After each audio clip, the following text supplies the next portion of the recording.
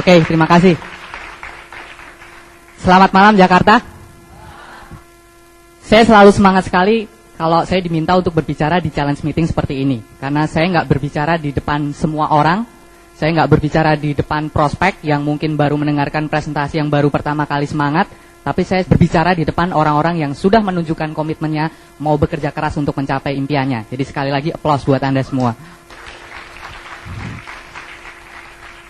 Pada malam hari ini saya mendapat kepercayaan dari Unicorn, dari para leader Anda untuk berbicara di depan Anda semua. Tapi saya bukan mau mengajari Anda, karena saya percaya Anda sudah punya leader-leader yang luar biasa sekali di Jakarta ini.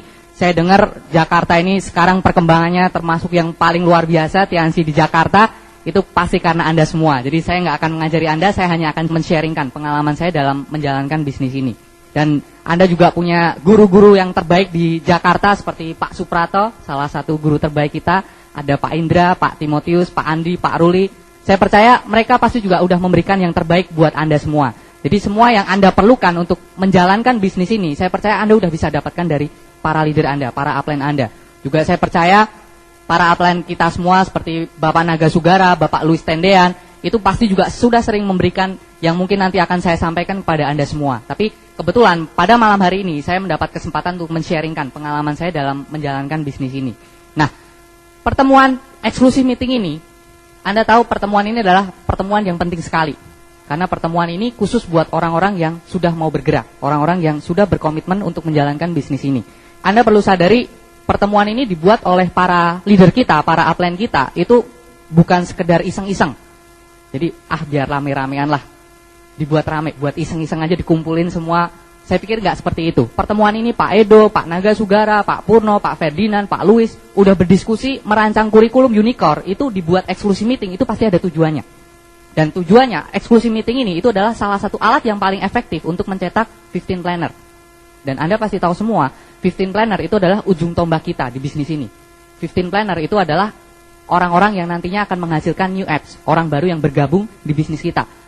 Orang yang akan menghasilkan current achievement, omset, yang pasti akan berhubungan dengan bonus Anda tentunya. Kalau Anda pengen bonus Anda besar, pengen omset Anda besar, caranya gimana? Anda bisa cetak banyak sekali 15 planner. Nah, alat yang paling efektif itu adalah eksklusif meeting ini. Pengalaman saya sering sulit sekali untuk membuat orang yang baru untuk mau melakukan 15 planner itu dengan misalnya seperti ini. Kalau Anda mau melakukan presentasi 15 kali dalam 1 bulan, Anda bisa bintang 4, Pak. Atau mungkin, Pak, kalau Anda mau presentasi 15 kali, Anda bisa punya bonus misalnya 500.000 atau 1 juta. Susah sekali. Karena kenapa? Downline kita juga tahu, belum tentu, ya kan? Apa jaminannya? Meskipun kalau dikerjakan, itu mungkin sekali terjadi. Tapi kadang orang baru masih mikir, belum tentu juga. Tapi kalau Anda bisa mempromosikan pertemuan ini, eksklusif meeting, Anda bisa katakan, Pak, kalau Anda mau melakukan presentasi 15 kali sampai tanggal sekian, Anda bisa hadir ke klub yang eksklusif sekali. Anda bisa belajar dari leader-leader yang didatangkan khusus buat Anda dari luar kota. Anda akan belajar bagaimana cara membangun bisnis ini dengan cepat sekali. Kalau Anda bisa mempromosikan eksklusif meeting, Anda bisa mencetak banyak sekali 15 planner. Gitu. Nah, buat Anda sekali lagi yang baru pertama kali melakukan 15 planner, 15 kali presentasi dalam 1 bulan, saya ucapkan selamat buat Anda. Senang sekali bisa bertemu dengan Anda semua. Nah, cuman yang jadi pertanyaan menarik, apakah Anda akan hadir ke acara eksklusif meeting bulan depan? Apakah Anda akan mau melakukan presentasi 15 kali lagi dalam sebulan ke depan? Nah, ini pertanyaan menarik. Kenapa? Karena Anda pasti sudah sering mendengar bahwa bisnis kita itu sering diibaratkan lari maraton, bukan lari sprint. Kita perlu konsistensi. Anda perlu konsistensi kalau pengen berhasil di bisnis ini. Anda perlu pertahankan. Sekali lagi, saya selalu sekali Anda mau melakukan presentasi 15 kali, saya hargain perjuangan Anda, saya bangga sekali, tapi Anda perlu mempertahankan, Pak. Menurut buku, banyak sekali buku positif. Mungkin kalau buat Anda yang baru pertama kali, Anda perlu pertahankan 3 bulan berturut-turut, Pak. Atau kalau di buku itu sering disebutnya 90 hari berturut-turut. Kenapa? Karena di buku dikatakan kalau kita melakukan sesuatu hal selama 90 hari berturut-turut, itu akan jadi kebiasaan baru kita. Sehingga setelah 90 hari, kalau kita nggak melakukan lagi, itu kayaknya ada sesuatu yang kurang. Kenapa? Karena udah jadi kebiasaan.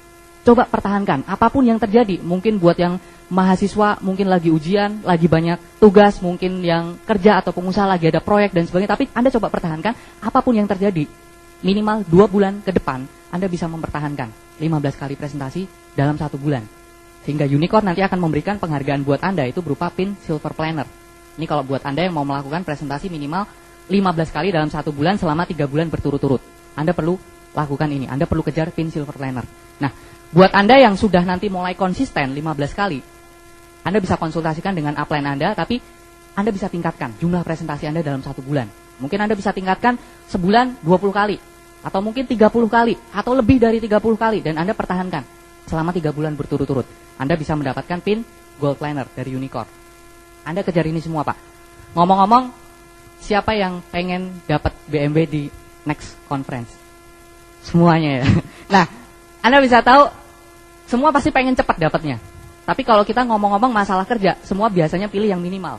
Ya kan? Kalau di NDT sering dibilang, sebenarnya kalau kita pengen berhasil, kita pengen bisnis kita berkembang, itu presentasi minimal 15 kali. Ada kata minimal. Nah, kebanyakan orang pengennya kerjanya yang minimal aja. Nah, kalau Anda udah tahu, kenapa nggak coba tingkatkan? Kalau bisa lebih cepat, kenapa mesti lama-lama? Dan ngomong-ngomong, kalau Anda 30 kali, itu hasilnya bukan 2 kali lebih cepat. Kelihatannya 2 kali lebih cepat, tapi sebenarnya enggak. Kenapa? Karena bisnis kita, bisnis duplikasi. Kalau Anda 30 kali, akan banyak sekali downline Anda yang mengikuti Anda 30 kali. Kalau 15 kali, akan banyak sekali yang mengikutinya 15 kali. Bahkan sering dibilang kan, kalau duplikasi yang positif, diikutinya setengah. Ya kan, kalau kita 30 kali, mungkin kebanyakan downline kita 15 kali. Kalau kita 15 kali, downline kita kebanyakan mungkin 8 kali. Jadi kecepatannya bukan 2 kali lipat, Pak. Bisa berkali-kali lipat kalau Anda mau melakukan 30 kali. Kalau Anda mau melakukan gold planner. Tapi sekali lagi, Anda konsultasikan dulu dengan upline Anda. Nah, sekarang masalahnya gini. Kalau kita mau mempertahankan konsistensi kita mau mempertahankan selama 3 bulan berturut-turut. Atau kalau mungkin kalau Anda benar-benar mau berhasil, 1 tahun kalau perlu. Dan mungkin ditingkatkan lagi jumlah presentasinya. Anda konsultasi dengan upline Anda, coba kamu tingkatkan. Di jaringan saya sering mengalami masalah kalau untuk meningkatkan jumlah presentasi atau untuk konsistensi. Masalahnya apa? Kalau di jaringan saya, daftar nama. Ini seringkali jadi masalah. Downline saya banyak sekali yang sering mengatakan, Pak, kalau cuman presentasi 30 kali dalam 1 bulan, enteng, Pak. Kerjaannya enteng. Cuman masalahnya orangnya yang mau dipresentasi nggak ada, Pak. Presentasinya sih mau, Pak. Orangnya yang nggak ada. Loh, kok bisa? Daftar nama saya udah habis, Pak. Kan kemarin saya udah 15 kali 3 bulan berturut-turut, Pak. Daftar nama saya udah habis. Sekarang malah disuruh 30 kali. Saya presentasi siapa lagi, Pak? Bapak Ibu sekalian, daftar nama ini penting sekali. Banyak sekali orang yang meskipun awalnya semangat sekali, tapi pada akhirnya berhenti. Itu hanya karena katanya kehabisan daftar nama. Sayang sekali karena sebenarnya kalau mereka tahu caranya untuk menambah daftar nama, bisnis ini enak sekali. Anda bisa menjalankan bisnis ini dengan fun. Kalau Anda tahu caranya. Karena sebenarnya orang ada di mana-mana kan? Iya nggak? Orang tuh sebenarnya ada di mana-mana. Kalau kita tahu bagaimana cara kita menambah daftar nama, kita akan menjalankan bisnis ini dengan enak sekali. Nah, cara menambah daftar nama itu kita bisa melakukan yang namanya prospecting. Nah, tapi tentu aja sebelum kita menambah daftar nama, sudah barang tentu Anda perlu buat daftar nama dulu. Anda nggak mungkin nambah kalau Anda nggak punya daftar nama, ya nggak? Sekarang pertanyaannya, apakah Anda udah punya daftar nama yang tertulis? Kebanyakan orang, terutama orang baru, itu merasa daftar nama ini itu hanya cukup dibuat sekali. Yaitu ketika di follow up oleh sponsornya, di follow up oleh upline-nya. Cukup sekali aja. Apalagi sekarang kita ada program core person. Minimal 100 nama. Ya udah saya buat deh 100. Cukup 100 sampai saya jadi diamond, cukup 100 ini, Pak. Nggak bisa, Pak. Salah satu kunci sukses kalau Anda pengen berhasil di bisnis ini, Anda harus selalu menambah daftar nama. Menambah daftar nama itu adalah sebuah kegiatan yang harus terus kita lakukan selama kita masih mau aktif menjalankan bisnis ini. Nah, daftar nama itu bisa kita tambah dengan cara melakukan yang namanya prospecting itu tadi. Nah, prospecting itu Anda perlu lakukan sesegera mungkin. Kalau perlu mulai hari ini, mulai besok Anda harus melakukan prospecting secepatnya. Meskipun daftar nama Anda masih banyak. Kenapa? Karena alasannya yang pertama, meskipun daftar nama Anda banyak sekali, kalau Anda serius menjalankan bisnis ini, Anda melakukan presentasi, pasti dalam waktu singkat daftar nama itu akan habis. Meskipun daftar nama Anda banyak sekali. Meskipun Anda punya 100, 200, 500, kalau Anda serius, dalam waktu singkat itu pasti akan habis. Dan kalau Anda presentasi ke banyak teman Anda, itu nanti akan banyak sekali juga daftar nama yang basi. Anda tahu daftar nama yang basi yang mungkin belum sempat Anda presentasi, tapi biasa kan kalau kita presentasi ke teman kita, teman SMA, 1 orang aja, habis itu nyebar semua. Ya kan? Anda Raja Tiansi, Ratu Tiansi, atau apapun lah. Udah tersebar semua, itu daftar nama basi. Yang akhirnya Anda undang itu susah sekali, karena udah ketahuan. Makanya Anda harus cepat melakukan prospecting. Terus yang kedua, alasannya, Anda pasti juga tahu kalau daftar nama ini ada 2. Orang yang kita kenal dengan daftar nama orang yang tidak kita kenal. Nah, kira-kira banyak yang mana? Pasti setuju semua. Pasti banyak yang tidak kita kenal. Nah, Anda udah setuju, kita sepakat. Daftar nama itu jauh lebih banyak orang yang tidak kita kenal. Kalau nggak percaya, bisa dicek misalnya di mall. Anda hitung aja yang kenal berapa, yang nggak kenal berapa. Pasti banyak yang tidak kita kenal. Nah, kalau kita udah tahu lebih banyak yang tidak kita kenal, kenapa kita harus membatasi market kita? Kita pengusaha Pak, Anda pengusaha. Anda bisa bayangkan, coba kita berpikir kalau kita tidak sedang menjalankan bisnis tiansi. Anda misalnya buka toko. Apakah Anda cuma membatasi yang boleh beli di toko ini orang yang saya kenal aja? Cuman buat boleh saudara. Cuman buat teman-teman. Nggak mungkin kan? Kalau mungkin orang yang tidak kenal semuanya itu beli di toko Anda. Kalau Anda punya perusahaan, biasa kalau pengusaha kan memasarkan kalau nggak jasa, barang, Anda pasti pengen mengambil pasar yang sebanyak mungkin. Nah, kenapa kalau kita menjalankan bisnis ini, kita membatasi pasar kita? Perusahaan-perusahaan itu biasanya rela menghabiskan biaya yang besar sekali itu untuk mempunyai daftar nama. Mereka bahkan rela membeli dengan harga yang sangat mahal itu untuk membeli daftar nama orang-orang yang tidak mereka kenal. Nah, kalau kita tahu seperti itu, kenapa kita juga tidak berusaha untuk menambah daftar nama kita? Keuntungan-keuntungan yang bisa kita dapat kalau kita melakukan prospecting, itu pertama, kita nggak ada beban, Pak. Ya kan, kita nggak ada beban waktu kita mengundang atau waktu kita melakukan presentasi. Kenapa? Karena orangnya nggak kenal. Kalau nggak mau, ya udah nggak kenal lagi. Ya kan, jadi kita nggak ada beban. Sedangkan kalau orang yang kita kenal, sahabat baik, teman hidup semati, kalau nolak sakit rasanya. Ya kan? Kayaknya Anda udah yakin ini pasti menerima, tapi nggak mau juga, malah ketawain lagi. Itu keuntungan kalau Anda melakukan prospecting. Terus kedua, kalau Anda prospecting, Anda presentasi dan sebagainya, itu biasanya mereka akan lebih menghargai Anda. Karena emang secara insting itu manusia selalu pengen menghargai orang lain awalnya. Meskipun mereka menolak, itu mereka akan berusaha untuk menghargai Anda. Cara menolaknya pun lebih halus dan sebagainya. Ya tentu saja tergantung sikap Anda juga terhadap mereka. Sedangkan kalau kita presentasi ke orang yang kita kenal dan sebagainya, biasa kan ada efek lanjutannya. Entah kita diledekin, disindir-sindir seperti tadi kan, juragan tiansi, juragan obat atau apapun lah. Mungkin Anda akan ngerasa stres juga, Anda diketawain dan sebagainya. Itu keuntungannya kalau kita melakukan prospecting, karena ya udah mereka akan dengan halus menolak Anda, udah selesai masalah, habis itu nggak kenal lagi. Dan yang ketiga, keuntungannya, kalau Anda melakukan prospecting, Anda akan selalu semangat, Pak. Ya, misalnya seperti ini, Anda punya 100 daftar nama. Anda per person 100 daftar nama, Anda sedang semangat. Nah, Anda habiskan dalam waktu 3 bulan. Ternyata, yang ikut cuma berapa? Dan Anda bintang 6 aja belum. Kira-kira Anda stres nggak? Tapi Anda bisa bayangkan kalau meskipun Anda punya 1000 daftar nama, yang pasti dalam waktu singkat akan habis juga. Tapi kalau Anda berkomitmen untuk selalu melakukan prospecting, Anda tambah daftar nama Anda 1-3 orang per hari, Anda akan selalu semangat. Anda akan selalu punya pengharapan suatu saat saya akan ketemu leader yang luar biasa. Saya nggak akan pernah kehabisan daftar nama sampai kapanpun. Itu keuntungan-keuntungan kalau kita melakukan prospecting. Nah, prospecting ini sendiri, itu bukan sesuatu yang alami.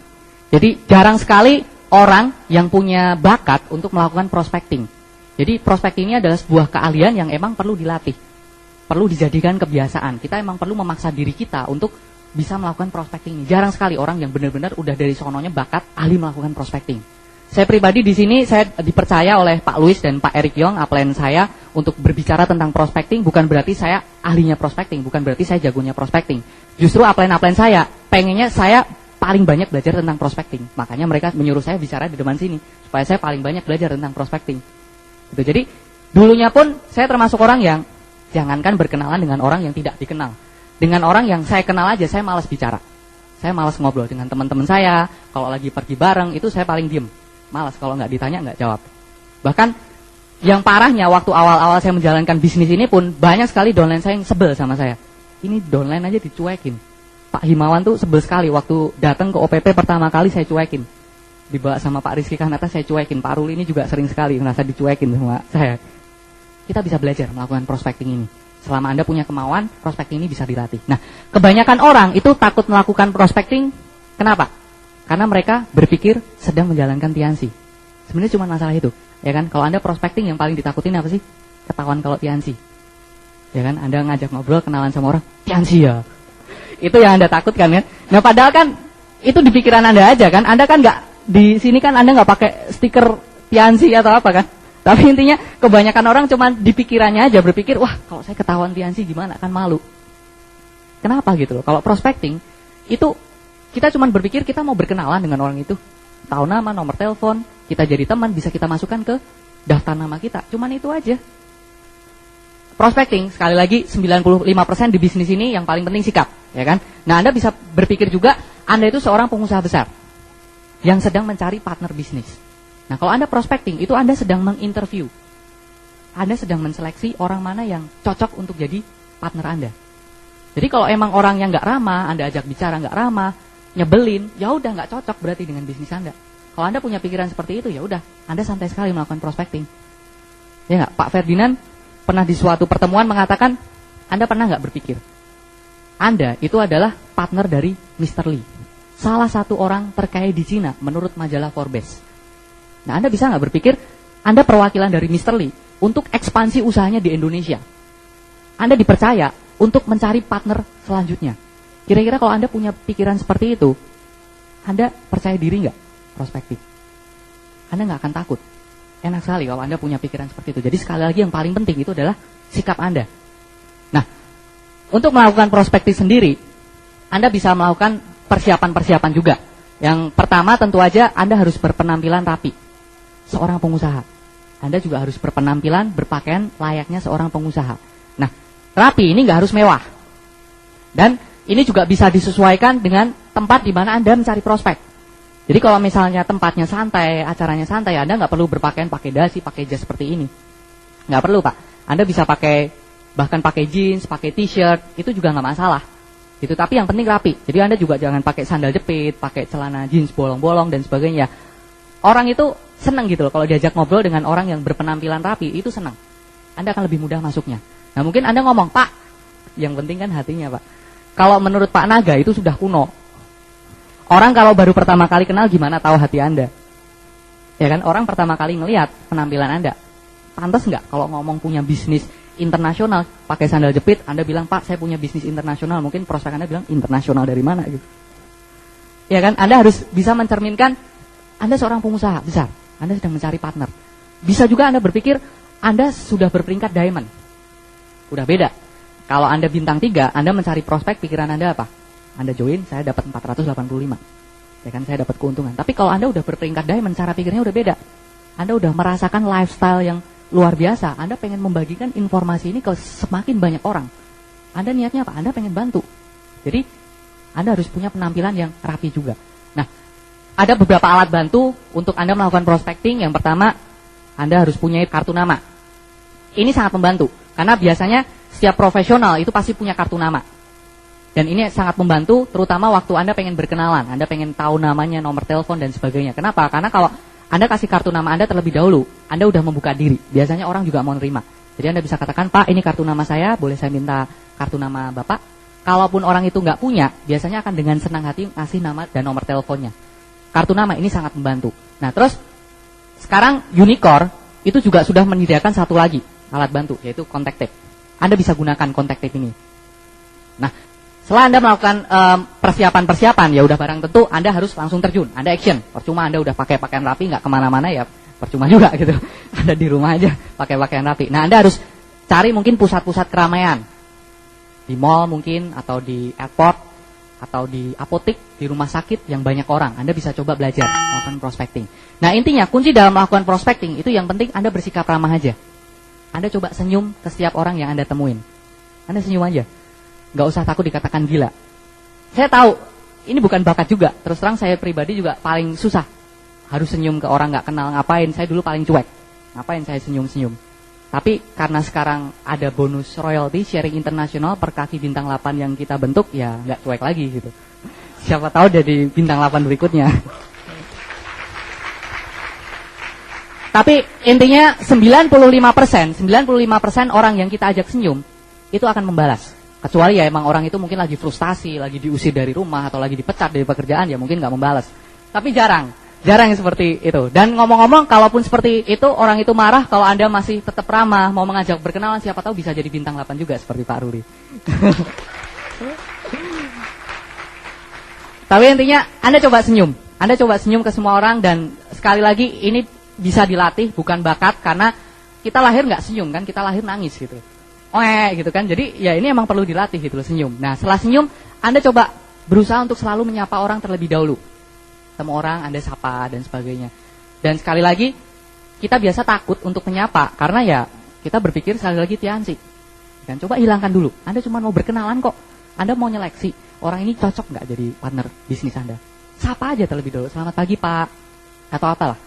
Tapi intinya Anda perlu ramah, Anda perlu jadi icebreaker, pemecah kesunyian, pemecah keheningan. Saya baca dari buku Dale Carnegie, itu dibilang intinya orang itu untuk memulai percakapan itu sama-sama takut.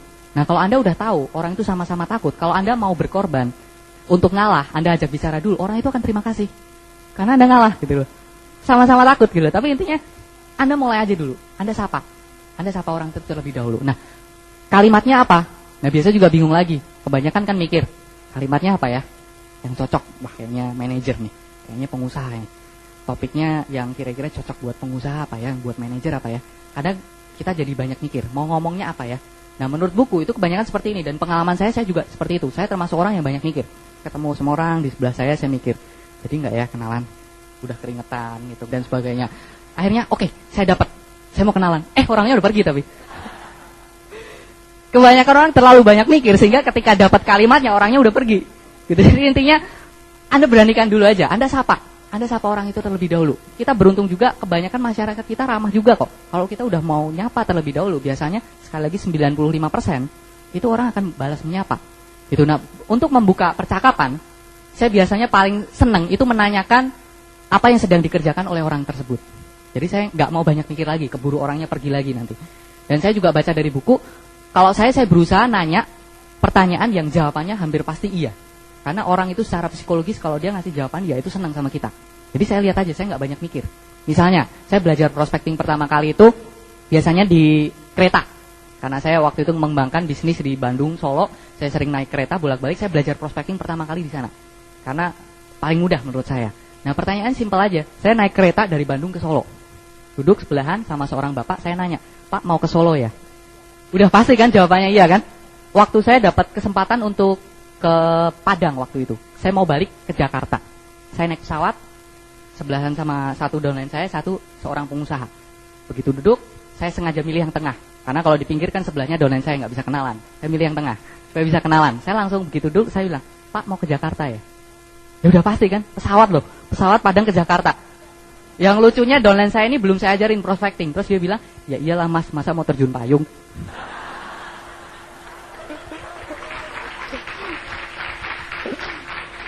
Tapi nggak masalah, karena kelihatannya konyol, tapi yang lebih konyol lagi, prospek itu dengan semangat jawab, oh iya pak, saya mau ke Jakarta. Intinya dengan kekonyolan itu suasana jadi hangat, suasana mencair. Akhirnya kita bisa asik sekali ngobrolnya. Jadi intinya, Anda coba carilah, apapun. Kayak misalnya di lift. Tadi saya juga menginap di sebuah hotel di Jakarta. Waktu saya mau ke acara ini, saya masuk lift, ada satu bapak mau turun ke lobi, saya nanya langsung, Pak mau turun ya? Ya udah pasti kan. Orang dia jelas-jelas dia yang neken lobi turun kan. Saya cuma nanya, Pak mau turun ya? Tapi dia juga, oh iya saya mau turun, mau ke lobi gitu. Atau mungkin di mana? Antrian di ATM. Di ATM, ATM-nya ini panjang banget, cuma satu. Udah jelas ATM-nya cuma satu. Saya nanya, Mas, ATM-nya cuma satu ya? Iya Mas gitu. Gak masalah, tapi intinya setelah itu suasana jadi mencair. Kita bisa ngobrol dengan enak sekali. Nah, sebenarnya kalau kita udah bisa mencairkan suasana, itu ngobrolnya biasanya bisa lebih enak. Nah, tapi kadang ada juga orang yang bingung, terus saya harus ngobrol apa lagi? Nah, menurut buku juga, makanya Anda harus baca buku Dale Carnegie dan Les Giblin tentang people skill. Itu perlu sekali kalau Anda mau melakukan prospecting, bagaimana mencari kawan dan mempengaruhi orang lain. Terus skill with people, the art of dealing with people. Anda baca banyak buku people skill. Tapi intinya, di buku-buku tersebut, itu dibilang ada dua hal yang paling senang didengar oleh orang.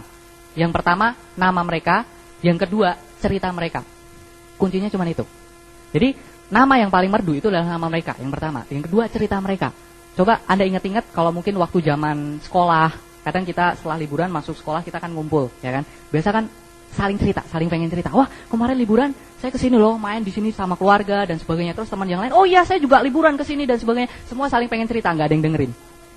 Ya kan? Jadi kalau Anda udah tahu, kalau orang paling senang denger cerita mereka, ya udah, Anda dengarkan aja. Kalau Anda merasa tertarik dengan cerita mereka, orang akan senang dengan Anda. Jadi Anda sebenarnya nggak perlu pinter ngomong, nggak perlu banyak wawasan dan sebagainya. Anda udah tahu kuncinya. Mereka paling senang dengar cerita mereka. Jadi yang penting Anda pintar-pintar tanya aja. Anda ahli bertanya aja. Nah, untuk supaya terarah, kita ada metodenya juga. FORM. Anda mungkin sudah sering dapatkan di NDT. FORM. Family, Occupation, Recreation, dan Message. Anda bisa tanyakan berputar masalah di sini. Misalnya seperti tadi, Pak mau ke Jakarta ya Pak? Oh iya, tinggalnya di mana Pak? Oh saya tinggal di Jakarta. Oh keluarga di Jakarta juga ya Pak? Anak udah berapa Pak? Anda bertanya masalah seperti family ini. Family, occupation, kerjaannya, hobinya apa. Saya biasa berusaha untuk mencari kesamaan. Karena orang biasa senang dengan orang yang sama, ya kan? Setelah ketahuan hobinya, ngobrolnya jadi enak. Anda coba cari, mungkin kesamaannya apa Anda dengan dia. Nah, waktu nanya family, occupation, dan recreation ini, Anda juga jangan terlalu kaku. Kayak wartawan aja, Anda, Pak, keluarganya, anaknya berapa? Kerjanya di mana Pak? Anda jangan terlalu kaku. Saya juga pernah soalnya waktu awal-awal saya nanya seperti itu, terus prospeknya bilang, Anda nih kayak wartawan aja interview. Tapi nggak apa-apa gitu, itu pengalaman. Yang penting kita mau belajar terus, lakukan terus, lama-lama jadi enak juga. Tapi intinya Anda coba belajar, jangan terlalu kaku. Dia lagi cerita family-nya, Pak, keluarga tinggal di mana? Di Jakarta. Terus, oh iya saya kerja di sini. Bentar Pak, saya pengen tahu hobi Anda dulu apa gitu. Jangan terlalu kaku juga gitu. Kalau misalnya seperti itu, Anda cuman bener-bener mau tahu family, occupation, dan recreation-nya, ya udah, Anda siapkan aja formulir di rumah. Begitu Anda kenalan, kasih Pak, tolong diisi. Enggak, tujuan Anda apa? Anda pengen membangun hubungan. Anda pengen berkenalan, Anda pengen bangun hubungan dengan si prospek gitu loh. Jadi, Anda bertanya seputar di sini, tapi fleksibel aja. Yang penting Anda bisa ngobrolnya enak. Nah, Anda juga harus menghargai prospek tersebut. Jadi, setelah Anda bertanya, dengarkan Pak, dengarkan. Jadi, misalnya dia sedang cerita, oh saya kerja di sini, keluarga saya tinggal di sini, anak saya seperti ini, hobi saya seperti ini, dan sebagainya. Anda bisa dengarkan. Anda tunjukkan rasa tertarik Anda dengan cerita si prospek, dengan diri si prospek tersebut. Anda misalnya lagi cerita, oh saya kerja di perusahaan multinasional, saya general manager, dan oh gitu ya Pak ya, oh bagus dong Pak, Bapak hebat sekali dong, masih muda tapi udah jadi JM dan sebagainya. Anda dengarkan Pak, Anda bisa, oh gitu ya Pak ya, oh tapi Anda juga jangan AO tapi pikiran Anda kemana-mana gitu. Anda dengarkan Pak, jangan nanti misalnya orangnya lagi ngomong, Anda cerita, oh gitu, nah, akhirnya orangnya tanya, kalau Bapak sendiri kerja di mana? Oh gitu. Anda dengarkan Pak, Anda serius, Anda dengarkan gitu cerita si prospek. Kenapa? Karena kalau Anda pandai bertanya, itu Anda mengontrol situasi. Anda yang mengontrol situasi. Dan kalau Anda pandai bertanya, Anda mau mendengarkan, Anda bisa mendapatkan hot button-nya. Impian si prospek, apa sih yang saat ini sedang dicari oleh si prospek? Itu Anda bisa dapatkan kalau Anda pintar bertanya dan Anda mendengarkan si prospek. Si prospek itu akan merasa dihargain sekali. Kalau Anda mau mendengarkan cerita dari si prospek itu, Anda mungkin juga bisa terus memberikan respon dengan kata-kata atau kalimat atau cerita dari si prospek. Gitu. Jadi jangan nggak nyambung banget gitu loh, orang yang ngomong apa langsung Anda ngomong apa, Anda dengarkan Pak. Nah biasanya setelah Anda cerita-cerita dan sebagainya, orang kalau udah didengarkan, orang senang dengan Anda, biasanya orang juga pengen tahu, karena dia udah ngerasa wah ini kayaknya menarik dijadiin teman. Dia juga biasanya pengen tahu, terutama kalau masalah pekerjaan. Ya kan, kalau misalnya udah berhubungan masalah pekerjaan, Pak, Bapak kerja di mana? Oh, saya bekerja di kontraktor, saya punya usaha sendiri dan sebagainya. Setelah Anda ngobrol-ngobrol, Anda tanya, biasanya orang itu juga balik nanya, kalau Bapak sendiri, kalau Ibu sendiri, kerja di mana? Nah, ini biasa yang paling ditakutkan juga oleh orang baru. Bingung. Ya kan, biasa, kalau saya sih cuma bisnis kecil-kecilan aja lah, Pak. Jangan, Pak. Anda perlu persiapkan. Anda mungkin perlu persiapkan kalimat-kalimat apa yang akan Anda ucapkan kalau Anda mendapatkan pertanyaan-pertanyaan seperti itu. Kenapa? Karena sekali lagi, ini bisnis besar Pak. Anda mungkin ingat kalau buat Anda yang dulu kuliah atau sekolah, waktu zaman sekolah, itu ada pelajaran mengarang kan? Ya, ada pelajaran mengarang. Sebenarnya bukan pelajaran mengarang, bahkan saya waktu kuliah sering disuruh buat laporan. Nah itu teman-teman saya, itu rela-relanya ngarang, yang sebenarnya jawabannya nggak ada hubungannya sama pertanyaan, cuman untuk mendapatkan nilai bagus. Itu sering, terutama waktu praktikum. Waktu praktikum itu saya sebenarnya paling malas nulis karena tulisan saya jelek. Praktikum itu sering saya buat laporannya tipis-tipis aja, 1-2 lembar bisa. Tapi teman saya bisa 10 lembar, 20 lembar. Waktu saya lihat ini nggak nyambung sebenarnya. Tapi dia mau-maunya ngarang untuk mendapatkan nilai bagus. Nah, kalau Anda mau melakukan itu, kenapa Anda nggak mau menyisihkan sedikit waktu Anda untuk mengarang kalimat-kalimat apa yang mungkin Anda katakan kalau Anda mendapatkan pertanyaan dari prospek? Anda bisa luangkan waktu Anda. Apa yang mungkin cocok buat Anda? Yang Anda nyaman untuk mengatakan ke si prospek. Kalau Anda mendapatkan pertanyaan misalnya, Pak, Anda usahanya apa? Kalau Anda sendiri usahanya apa Pak? Atau Bapak kerja di mana? Gitu. Nah sekali lagi Anda bisa konsultasi dengan upline Anda. Tapi kalau saya biasa seperti ini. Kebetulan karena Unicorn menyediakan kaset personal franchise, saya sekarang banyak menyambung di sini. Jadi kalau ditanyain, Pak, kalau Bapak sendiri kerja di mana? Oh saya punya usaha sendiri dengan teman-teman. Oh usahanya apa? oh kalau saya lagi mau mengembangkan konsep personal franchise ini di Indonesia Pak.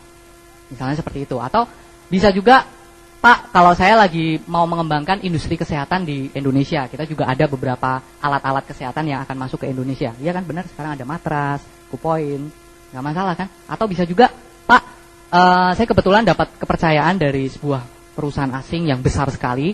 Kita lagi pengen membangun jalur distribusinya di Indonesia. Kebetulan kita dipercaya untuk menyurvei marketnya Pak. Atau bisa juga Anda bilang, Anda pakai Unicorn. Pak, kalau saya kerjasama dengan perusahaan asing, kebetulan saya bergerak di bidang human resource-nya Pak. Kita lagi mau mengembangkan sumber daya manusianya supaya perusahaan ini bisa mendapatkan market yang bagus di Indonesia. Atau apapun lah. Anda bisa konsultasikan dengan upline Anda. Atau kalau misalnya Bapak Naga Sugara kemarin menjelaskan, dia sering mengatakan, kalau saya bisnis obat Cina. Nggak masalah, orang nggak kepikiran kan bisnis obat Cina. Jadi, saya lagi mau ekspansi di kota Malang misalnya seperti itu. Anda bisa katakan apa aja. Tapi intinya, Anda siapkan, Anda hafalkan Pak. Anda hafalkan kalimat-kalimat itu kalau Anda mendapatkan pertanyaan. Anda pakai berulang-ulang nggak apa-apa. Kan prospeknya beda-beda kan? Loh iya kan, nggak mungkin Anda ngomong kalimat yang sama terus prospeknya, kayaknya saya pernah dengar kalimat ini. Enggak kan prospeknya beda-beda gitu. Anda kenalan dengan orang yang beda gitu. Nggak masalah. Gitu. Nah, setelah Anda ngobrol-ngobrol seperti itu, Anda mulai masuk ke message juga. Anda mulai coba tinggalkan pesan. Untuk meninggalkan pesan, biasa saya coba memuji si prospek. Saya cari apa yang kira-kira bisa dipuji. Misalnya, saya pernah satu kereta itu dengan seorang general manager, masih muda tapi udah mencapai posisi itu. Saya ngobrol-ngobrol, Bapak kerja di mana? Oh, saya kerja di sebuah perusahaan asing. Oh, Bapak di bagian apanya? Oh, saya udah general manager, dia bilang seperti itu. Saya lihat usianya masih muda. Oh, hebat sekali ya Pak. Bapak masih muda tapi Bapak udah bisa jadi GM. Bapak udah berapa lama kerjanya? Oh ya, udah lumayan lah seperti itu. Nah, saya bilang, wah enak ya Pak, udah posisi seperti Bapak itu pasti enak. Nah, orang biasa kalau dipuji, itu malah merendah, keluar negatifnya. Kalau kita puji, misalnya pengusaha, wah enak ya Pak ya punya usaha sendiri. Nggak seperti kalau kita kerja biasa, enggak lah, saya juga bingung nih masalah pegawai, masalah buruh, masalah bahan-bahan naik. Biasa kalau kita puji, itu malah keluar negatifnya. Nah, dari situ, kita bisa dapat lagi hot buttonnya. Kita bisa masuk, oh gitu ya Pak ya. Kalau gitu kenapa Bapak nggak coba mulai usaha sendiri aja? Nah, orang biasa, ya pengen sih, cuman saya belum ada modalnya. Dan lagian kan perlu pengalaman biasanya. Nah, kita bisa mulai masuk di sana karena udah mulai ketemu hot buttonnya. Kita bisa bilang, Pak, kalau misalnya ada usaha yang modalnya nggak terlalu besar dan kita nggak perlu pengalaman, kira-kira Bapak terbuka nggak? Ya tapi kan susah carinya. Ya kalau ada Pak, misalnya nanti suatu saat kalau ada, kira-kira Bapak terbuka nggak? Biasanya orang akan bilang, ya nggak apa-apa gitu loh. Ya nanti kita lihat. Banyak juga yang bilang, ya tergantung nanti usahanya apa. Nah, di sana kita bisa mulai ngasih message. Intinya kita ngasih message itu kita memberikan kesan bahwa kita sedang mengembangkan sebuah usaha dan kita masih mencari orang yang potensial untuk dijadikan partner kita. Dan kita seakan-akan itu tertarik dengan potensi orang tersebut. Makanya kita sekali lagi harus dengarkan supaya kita bisa cari kelebihan orang ini apa. Jadi kita bisa bilang misalnya, Pak, kebetulan saya sama teman-teman sekali lagi itu kita lagi membuat konsep personal franchise ini Pak. Kita lagi mau kembangkan di Indonesia. Atau misalnya kalau orangnya di Jakarta, kita punya rencana untuk ekspansi ke Jakarta Pak. Nah, saya lihat kayaknya Bapak udah cukup berpengalaman. Karena Bapak udah menjabat peringkat GM. Saya lihat Bapak cukup pengalaman. Relasi Bapak tadi saya lihat juga cukup banyak. Kira-kira nih Pak, kalau suatu saat nanti saya hubungin Bapak, kalau mungkin cocok, Bapak keberatan nggak? Biasanya orang sekali lagi bilang, oh nggak masalah, atau tergantung, ya nanti tergantung lah, nggak apa-apa. Nah, dari situ kita bisa mulai tukeran kartu nama. Nah, ini kartu nama saya Pak, saya bisa hubungin Bapak di mana? Biasanya orang nggak keberatan untuk ngasih kartu namanya. Atau kalau misalnya nggak ada pun, sekali lagi orang nggak keberatan untuk ngasih nomor teleponnya. Nah, kita bisa mulai masukkan message. Nah, buat Anda mungkin yang masih baru, yang pertama kali, biasanya takut juga ngasih message. Ya kan, masih nggak pede. Nah, Anda bisa latihan. Tapi intinya, Anda coba untuk belajar memberikan message. Kenapa? Karena kalau kita masih setengah-setengah, kita nggak memberikan message, biasa kesulitannya nanti waktu kita buat janji. Ya kan, karena orang bingung gitu loh, ini orang nelpon ngapain lagi gitu. Tapi kalau kita udah ngasih message bahwa suatu saat nanti kita akan menghubungi dia, biasa waktu kita telepon itu juga akan senang sekali. Bahkan kalau Anda udah berpengalaman, itu orang akan ngejar-ngejar Anda. Kalau Anda udah bisa punya kalimat yang menarik, Anda bisa tinggalkan message, itu nggak jarang. Pengalaman rekan-rekan saya juga itu yang malah dikejar-kejar prospek. Misalnya ada salah satu rekan saya di Bandung, itu dia ketemu prospecting di toko buku di Bandung. Dia ngomong, Pak, kebetulan saya lagi mengembangkan jalur distribusi dari sebuah perusahaan asing di Bandung. Dan saya lagi mencari beberapa partner kerja. Gitu. Terus orangnya malah nanya, oh gitu ya Pak, masih ada lowongan nggak Pak? Wah, saya belum tahu nih Pak, postur kan. Saya belum tahu Pak. nanti saya coba diskusiin dengan teman-teman dulu. Nah, tapi nanti kalau misalnya mungkin masih bisa, Bapak keberatan nggak saya kontak? Oh ya nggak apa-apa Pak. Bapak ada kartu nama? Oh ya dikasih dan sebagainya. Nah, kalau sering melakukan prospecting, Anda akan mengalami Anda yang dikontak Pak. Berapa hari Anda yang dikontak? Gimana Pak? Proyeknya jadi nggak? Masih ada lowongan nggak Pak? Enak kan kalau Anda yang dikejar, Anda bisa, waduh, maaf Pak, saya lagi sibuk banget nih Pak. Tapi kira-kira kalau hari Rebo, Bapak ada waktu nggak? Anda bisa enak sekali kan ngundangnya, tapi intinya Anda perlu latihan. Kalau Anda udah sering, nanti Anda akan ngalamin. Percaya sama saya, suatu saat Anda akan dikejar-kejar. Gitu. Nah, Anda pandai-pandai memberikan message. Sekali lagi kalau message Anda menarik, orang makin penasaran, Anda makin punya postur. Kadang-kadang Anda juga bisa mengatakan seperti ini, Pak, kalau Bapak tertarik, Bapak bisa kontak saya. Ada yang mengatakan seperti itu, untuk postur aja. Tapi jangan mengharapkan untuk ditelepon. Tapi biasakan Anda dalam waktu 2-3 hari, Anda yang telepon. Anda yang telepon si prospek itu. Kenapa? Biar nggak lupa Pak. Orang baru kenalan, tukeran kartu nama dan sebagainya, setelah pulang ke rumah masing-masing, 1 tahun kemudian baru Anda telepon. Halo Pak Agus, saya Seno, kita pernah ketemu di kereta 1 tahun yang lalu. Siapa ya ini Pak? Udah lupa Pak. Minimal Anda harus melakukan kontak yang kedua dulu. Meskipun Anda belum presentasi, tapi kalau Anda udah 2-3 hari Anda kontak, paling nggak prospek itu akan ingat. Jadi kalau suatu saat Anda hubungin untuk Anda undang, itu akan lebih mudah Pak. Nah, setelah Anda melakukan prospecting, itu jangan lupa. Tujuan prospecting apa? Untuk menambah daftar nama. Jadi kalau Anda udah melakukan prospecting, Anda dapatkan kartu nama, jangan lupa segera secepat mungkin dimasukkan ke buku daftar nama. Harus secepatnya Pak. Nanti kalau Anda lupa, kartu nama hilang di mana dan sebagainya, percuma. Ngapain juga Anda melakukan prospecting. Gitu. Dan kalau Anda udah menambah daftar nama, itu juga harus segera dihabiskan. Anda bisa segera undang. Atau kalau misalnya enggak, Anda bisa melakukan yang namanya phone session. Anda bisa undang bersama dengan upline Anda. Anda bisa atur janji, Anda harus habiskan juga daftar nama yang sudah Anda tambah. Nah, untuk bisa melakukan prospecting ini dengan enak sekali, Anda perlu latihan. Kalau perlu, Anda latihan tiap hari. Anda paksakan diri Anda untuk bisa melakukan prospecting tiap hari.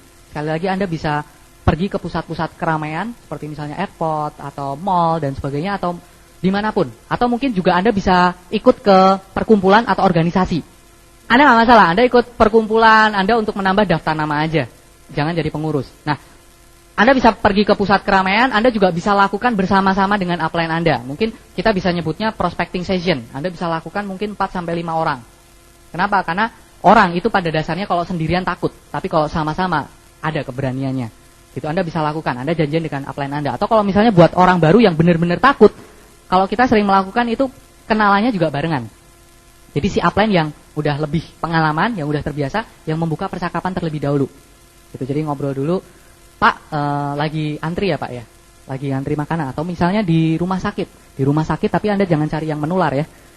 Dokter gigi lah misalnya seperti itu. Anda duduk bersama misalnya 4-5 orang, Pak mau periksa gigi ya? Udah pasti kan? Atau misalnya di apotek, Pak lagi mau nunggu obat ya? Ya iya pasti gitu. Nah, setelah upline Anda memulai percakapan, Anda bisa ikut mendekat. Nanti upline Anda bisa mengatakan, setelah upline Anda bilang, oh saya punya usaha sendiri, saya lagi dengan teman-teman lagi mengembangkan konsep personal franchise, atau kita lagi mau membangun jalur distribusi ini di Jakarta, misalnya seperti itu. Nah, setelah itu, upline Anda bisa mengenalkan, oh ini kebetulan ada salah satu rekan bisnis saya juga, sedang ada sama saya, kenalkan Pak, dan sebagainya. Nah, setelah itu Anda bisa mulai ikut perbincangan. Itu enak sekali, tapi intinya Anda perlu melakukan latihan ini, supaya jadi kebiasaan, supaya nantinya Anda bisa jadi refleks lagi. Di mana ada orang, Anda bisa berkenalan. Ada hukum 1 meter 30 detik. Kalau Anda udah terbiasa, Anda bisa melakukan ini. Jadi 1 meter 30 detik. Kalau ada orang yang berada di radius 1 meter di sekeliling Anda, dalam waktu 30 detik, Anda harus sudah mendapatkan namanya. Anda harus sudah berkenalan. Kalau perlu mendapatkan kartu namanya. Kalau dosen saya ada yang bilang, kalau lebih dari 1 meter gimana Pak? Ya deketin supaya jadi 1 meter gitu. Gitu, tapi intinya Anda perlu paksakan diri, Anda perlu latihan Pak, untuk melakukan prospecting ini. Nah, kalau Anda udah menguasain, Anda udah mulai menguasain tekniknya, Anda perlu punya goal. Anda perlu tetapkan goal. Berapa daftar nama yang akan Anda tambah tiap hari? Kalau Anda punya goal, Anda akan jadi peka Pak. Anda akan merasakan kalau orang itu sebenarnya banyak sekali di sekeliling Anda. Tapi kalau Anda nggak punya goal, itu meskipun ada banyak orang di sekeliling Anda nggak akan ngerasain. Akhirnya setelah pada pergi baru nyesal. Oh tadi ternyata banyak orang ya. Tapi kalau Anda punya goal, Anda akan mudah sekali untuk menambah daftar nama. Anda bisa tetapkan. Anda konsultasi dengan upline Anda bisa tetapkan misalnya minimal 1 orang per hari. Anda harus kenalan. atau mungkin 3 orang per hari, atau mungkin 5 orang per hari, atau Anda mungkin buat target 1 bulan. Selama 1 bulan Anda berkenalan dengan 100 orang baru, atau mungkin target 1 tahun berkenalan dengan 1000 orang dalam waktu 1 tahun. Tapi intinya Anda perlu buat target, Pak.